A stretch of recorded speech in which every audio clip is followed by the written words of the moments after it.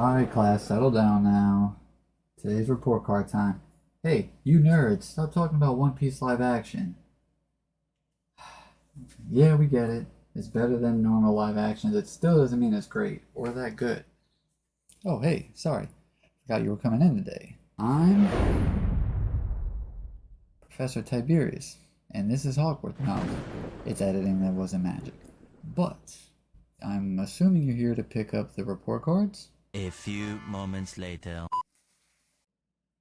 Oh, I'm not one of those like NPCs that do the ice cream so good thing. Well, just a regular NPC needs an answer.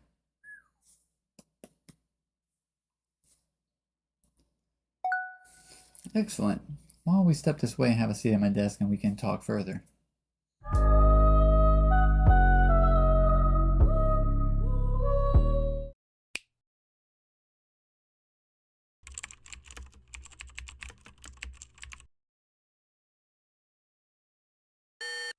Warning. Going forward is filled with extreme copium and are at your own risk. Alright, so one thing I want to mention before we get started is this isn't a in-depth look at every character. It's just kind of highlighting things that stood out to me personally in this one specific arc, looking at that character in that vacuum. The big thing to remember with this is it's subjective, so our opinions and outlook on certain aspects of the arc or that character may vary. So suck my ass if you disagree. Hello, darkness, my old friend. If you disagree with something or agree with a lot of it, go in the comment section and let me know. And if I skip over a character kind of fast, like I said, it's not a deep analysis. If you want something like that, let me know and I'll try my best, but I'm a smooth brain. So let's just get started. All right, so first up is the honored one. What better way to start than kick off Shibuya with the whole point of Shibuya is to seal Gojo.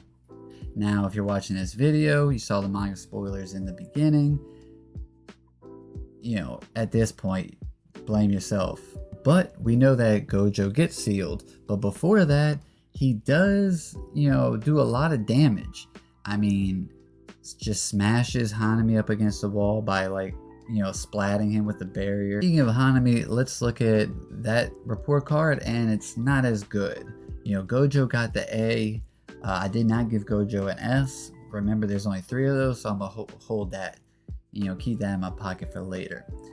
Now with Hanami, I just went ahead and did all the disaster spirits besides Mahito. I'll save him for towards the end. So now I would have liked to add Jogo a little later in the video, but I'll just rate him now. As you can see, CBD. Jogo, I give a B. Now, Jogo is a big player. He fed Yuji the fingers, he fought Sukuna, he almost caught a 3-piece. He did a lot, but he just never could really get away from that, being a jobber. And the only other one we see on the report card is Dagon. Dagon I gave a C. Really just because there's moments where Dagon was cool because of the change of atmosphere in the fight with its domain. And it's also taking 2 real strong sorcerers and then Maki. This is Shibuya Maki and not Culling Games Maki, which would be a very different story. But Dagon did give us a fun domain to kind of watch and settle into. And we get Toji out of that, plus we get my boy Megami using his domain to kind of tug of war. But I just say average, we go Dagon C. The next report card is even shittier. This is the D-Gen report card of this video. Look at this, FDF, Inverse Sorcerer, and the grandson or whatever, it gets an F for just frauds. We're just gonna abuse that word like everyone else on Twitter. But we're gonna give the old lady a D, and maybe give her the D because she could technically turn into anybody. Never mind. This video is about to go off track. Alright, back on track. May's report card. B for Brit. Okay, fuck. Now we're back on track, and Let's rewind back a little bit and go to Ino. And he gets, you guessed it, an F for failure. And are you fucking kidding me, dude? Like, Toji? That's not the guy to mess with, my boy. And then he comes back like later in the manga and has this cryptic message that Lord knows if Gege will even explore fully. I blame it all on Ino. Paperback head mother. But we get the dude that's stomping Ino, and that's Toji Fushiguro back. You know he's getting an A, not an S though.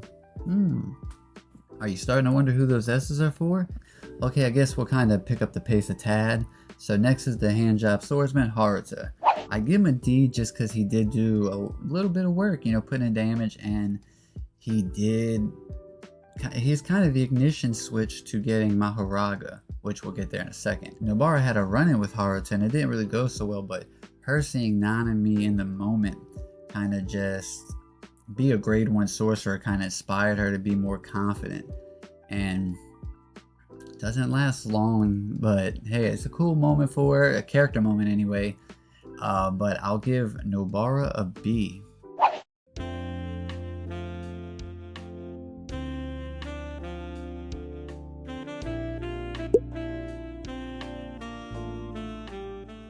And the next logical one is Nanami, which hurts, but I give Nanami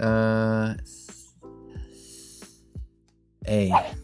Now, of course, he met his demise here to Mahito, which hurt, but it played such a big moment on Yuji and how he chose to, you know, pass without leaving any curses onto Yuji, which is kind of nice, and it's a theme that is played out through the whole story, so it's nice seeing a very pivotal character that's well written keep his substance all the way through, and his execution all the way to the end was spectacular, but still not an S. Now Bito gets a B, really just for his curse technique alone and Falling Blossom emotion, excuse me.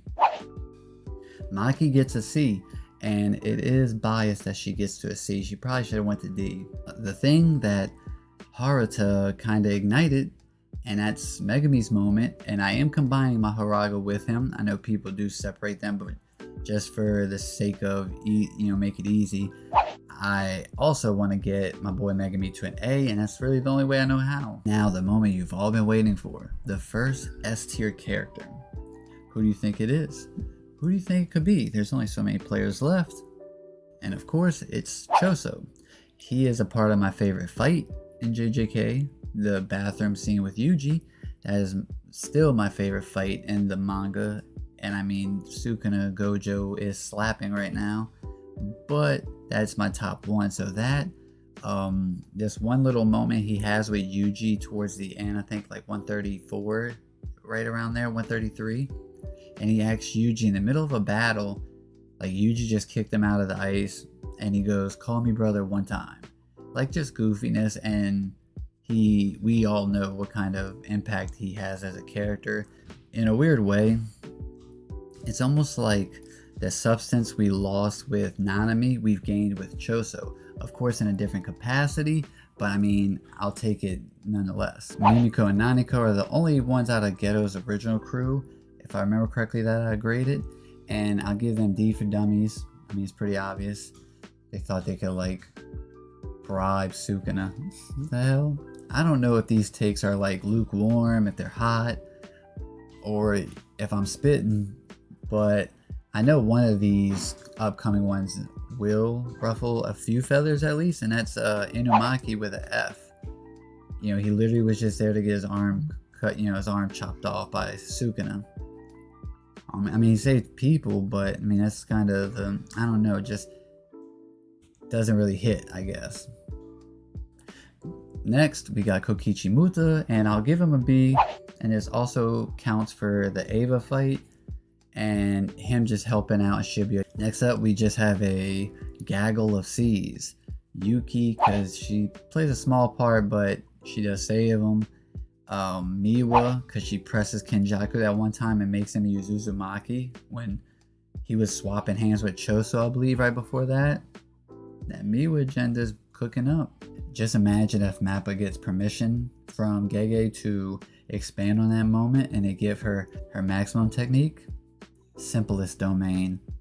Let's move on to Arame, and we'll just go Kusakabe. They both get a C. The characters that I have left to grade is Sukuna, Yuji, Mahito, Todo, Kenjaku, and one other one I'll keep a secret because he's a main component of the whole thing. So I'll get to him last. Start with the lowest grade first. Kenjaku. Just give him a B because, yeah, you could say he swapped hands with Mei apparently. You can bring up the fact that he did use Uzumaki and set it all up. He could definitely move up to A or even S. I wouldn't personally put him in S in Shibuya at least, but I wouldn't argue someone if they did say that, even though I think he's more of a B plus type of rating. Then after that we have Todo with an A, and Sukuna with, actually, man, I only have 2 S's left, but I've the 3 heavy hitters and the one unknown one, the wild card that you don't know about yet. So I'll say Sukuna, Ryomen Sukuna, A. Still have our wild card there. Yuji and Mahito, one of those two have to be an S. You know, I've given a lot of thought, and I've always kind of felt like Yuji was the man of Shibuya because of his speech, "I'm you." That's my favorite speech in shonen actually. But Mahito, I think, just eclipses him a bit, and it could just be because of the roles that they play. He has more of a opportunity to make dynamic plays, where Yuji's kind of just growing through the adversity. So it's 2 opposite ends. They both work really well, but I'm gonna say Mahito is the for sure S. There can only be one more S, and this wildcard character is someone that managed to be there and do nothing but leave the fandom baffled about what he actually did. The ultimate finesser, Arata Nita. Alright, you know what? That's definitely a fraud. You know Yuji's getting an S. That's my boy. "I'm you" speech is everything. Like I said, it's my favorite speech. Shibuya in general, 10 out of 10. Best arc in shonen history. I said it. I appreciate you staying for the whole video. Until next time, stay normie, stay weeb. Shit even in between is fine. Until next time, peace.